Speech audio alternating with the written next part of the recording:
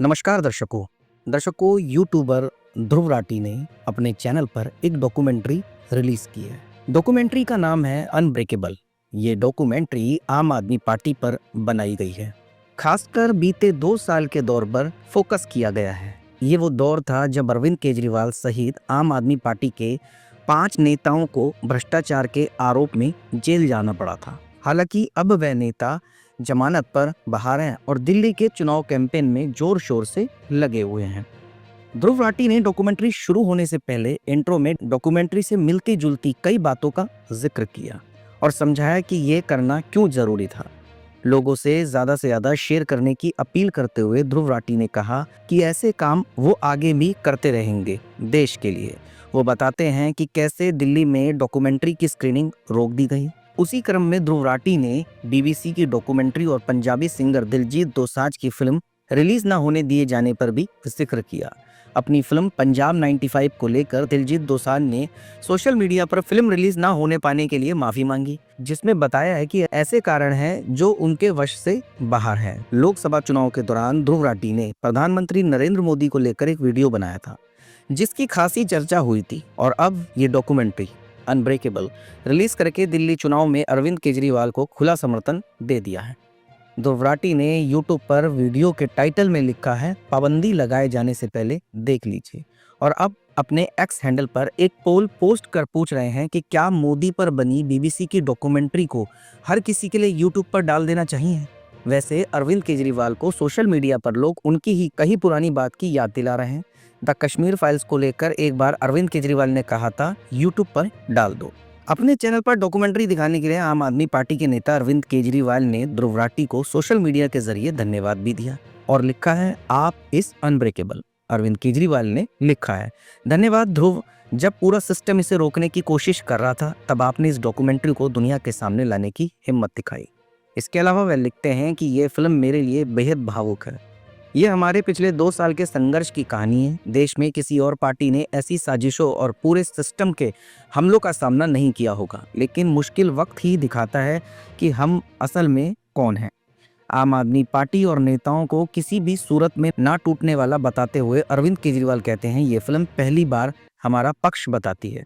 इसे जरूर देखें और सबके साथ शेयर भी करें। सवाल ये भी है कि ऐसा क्या है दिल्ली में उसकी स्क्रीन होने नहीं थी। इस मुद्दे पर अरविंद केजरीवाल और दिल्ली पुलिस का अपना अपना पक्ष है। 18 जनवरी की एक्स पोस्ट में अरविंद केजरीवाल ने लिखा कि आम आदमी पार्टी पर एक फिल्म बनी है। आज जहां इस फिल्म को पत्रकारों को दिखाया जाना था, वहां देखिए कितनी भारी संख्या में पुलिस लगाकर बीजेपी ने इस फिल्म को दिखाने से रोक दिया। बीजेपी इस फिल्म से बुरी तरह से डरी हुई है। सोशल मीडिया पर ही अरविंद केजरीवाल पूछते हैं कि आखिर क्यों बीजेपी इस फिल्म को क्यों रोकना चाहती है। इस फिल्म में आखिर ऐसा क्या है जिससे बीजेपी डरी हुई है। यह फिल्म पर्दे के पीछे के उन सब रहस्यों को उजागर करती है जब गलत तरीके से आम आदमी पार्टी के नेताओं को गिरफ्तार किया गया था। यह बीजेपी सरकार के गैर कानूनी और गैर संवैधानिक कामों को उजागर करती है। इसके अलावा दिल्ली पुलिस ने ये कहते हुए स्क्रीनिंग नहीं होने दी क्योंकि वो चुनाव आचार संहिता के दिशा निर्देशों के हिसाब से नहीं दिखाई जा रही थी। इसके अलावा न्यूज एजेंसी ANI के मुताबिक दिल्ली पुलिस का इस बात पर जोर रहा कि राजनीतिक दलों को ऐसी चीजों के लिए जिला निर्वाचन अधिकारी से परमिशन लेनी चाहिए। मौजूदा वक्त में पुलिस ना तो परमिशन और ना ही मंजूरी दे सकती है और ना ही इन्हें रिजेक्ट कर सकती है। इसके अलावा आखिर डॉक्यूमेंट्री में क्या है, इसका सीधा जवाब कुछ भी नया नहीं, वही सारी पुरानी बातें हैं। ये बातें जो अरविंद केजरीवाल और आम आदमी पार्टी के बाकी अलग अलग समय पर अलग अलग मंचों पर कहते हुए दिखे थे। सीधा सीधा अगर कहूँ तो अरविंद केजरीवाल और साथी नेताओं को जेल भेजे जाने पर आम आदमी पार्टी का पक्ष है और जो बातें डॉक्यूमेंट्री में है वो पहले से ही पब्लिक डोमेन में है। बस सारी बातें प्रोफेशनल तरीके से एक साथ परोस दी गई है। अरविंद केजरीवाल, मनीष सिसोदिया, संजय सिंह और सभी की पत्नियों के उस दौर के अनुभव भी शामिल किए गए हैं और कुछ पत्रकारों के जरिए भी कहानी समझाने की कोशिश की गई है। अगर दिल्ली चुनाव पर डॉक्यूमेंट्री के असर की बात कहें तो निश्चित तौर पर ऐसी चीजों का असर पड़ता ही है। पहले भी चुनावों के दौरान ऐसी फिल्में रिलीज होती रही, लेकिन सभी असरदार हो ऐसा कह भी नहीं सकते। बीजेपी सांसद कंगना रनौत की फिल्म इमरजेंसी भी ऐसा ही एक उदाहरण है।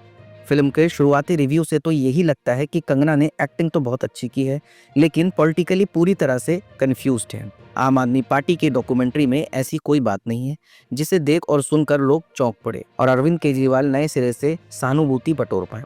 ऐसे में अगर असर होता है तो कितना होगा ये कहा नहीं जा सकता। जहाँ तक अरविंद केजरीवाल को मिलने वाले फ़ायदे की बात है, तो फ़ायदा ज़रूर मिल सकता है, क्योंकि एक साथ सारी घटनाएँ बड़े दायरे में लोगों के पास पहुँच तो रही है। इसके अलावा यूट्यूबर ध्रुव राठी, जिसका ऑलरेडी चैनल काफ़ी बड़ा है, काफ़ी लोग देखते हैं, उन्होंने इस डॉक्यूमेंट्री को रिलीज़ करके ज़्यादा से ज़्यादा शेयर करने की भी बात कही है। क्या पता लोगों की सहानुभूति अरविंद केजरीवाल को मिले। देखते हैं आगे होता क्या। इस डॉक्यूमेंट्री का कितना असर दिल्ली वालों पर पड़ता है, ये तो आने वाले वक्त में ही पता लगेगा।